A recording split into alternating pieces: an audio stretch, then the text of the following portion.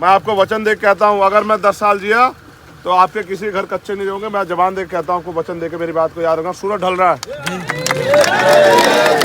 ना आपके घर कच्चे होंगे, ना आपका हाथ किसी आगे फैलेगा, ना आपके बच्चे बेरोजगार होंगे, ना मेरी माँ बहनों को अपने घर चलाने के लिए किसी के खेत में जाकर मेहनत मजदूरी करनी पड़ेगी। मेरा वचन है, इस बात को आप याद रखना।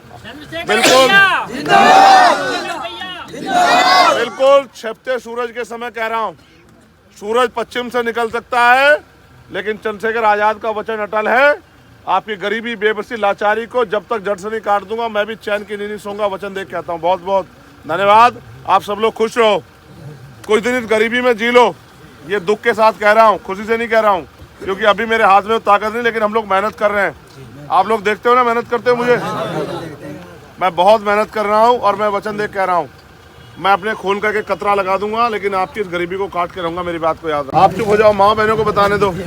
गरीबी की जिंदगी में खुश हो, इस गरीबी मोहताजी की जिंदगी में जिसमें हाथ फैला हुआ खुश हो।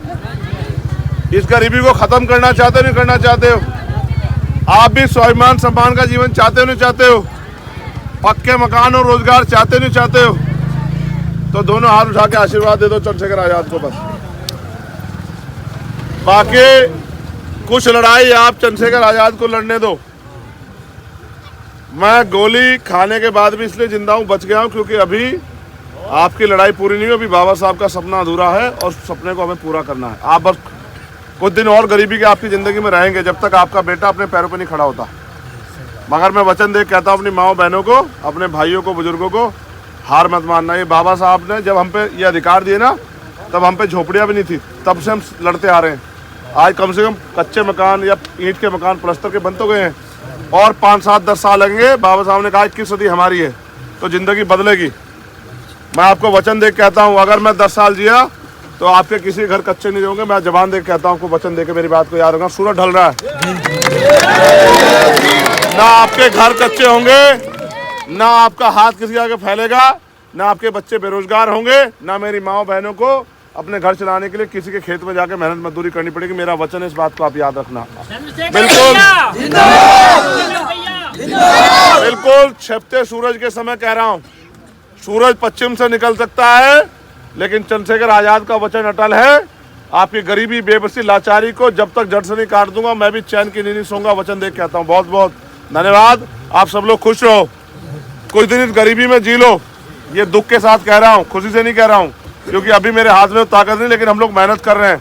आप लोग देखते हो ना मेहनत करते हो मुझे, मैं बहुत मेहनत कर रहा हूँ और मैं वचन दे कह रहा हूँ, मैं अपने खून का एक कतरा लगा दूंगा, लेकिन आपकी इस गरीबी को काट के रहूंगा। मेरी बात को याद रखना। आप लोग खुश रहो। आप लोग, मैं फिर आऊंगा, लेकिन जब मैं आऊंगा ना, मैं जब आऊंगा तो उस दिन ये देखने के लिए आऊंगा कि कपरानी के माजरा में जो मैंने वचन दिया था, वो वचन पूरा हुआ नहीं हुआ, देखने के लिए आऊंगा। बहुत बहुत धन्यवाद सबका। खुश रहो आप सब लोग। जय भीम।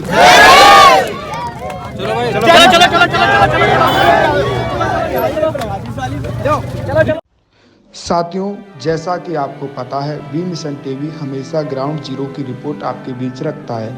अगर आपको हमारा काम पसंद आता है तो बी मिशन टीवी को आर्थिक मदद करें, जिससे कि हम यूं ही निरंतर ग्राउंड लेवल पर काम करते रहें। स्क्रीन पर दिख रहे QR कोड को स्कैन करें और अपने दान की राशि बी मिशन टीवी के खाते में भेजें।